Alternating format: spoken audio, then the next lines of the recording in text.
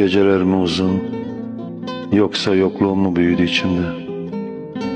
Rüzgar mı soğuk, yoksa tenimde bıraktığın boşluk mu üşütüyor beni? Bir yol var, seninle yürüdüğüm ama geri dönemediğim. Bir anı var, silmeye kıyamadığım, dokunmaya korktuğum. Zaman mı aldı seni, yoksa dünya mı yetmedi ikimize?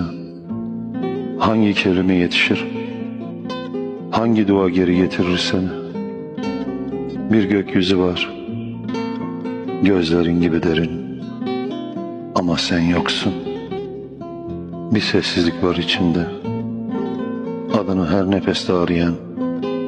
Söylesene, ben miyim sensiz yaşamayı bilmeyen, yoksa sen misin bende sonsuza kadar yaşayan? Bilmez misin sen, seni en çok ben severim ben severim ben severim.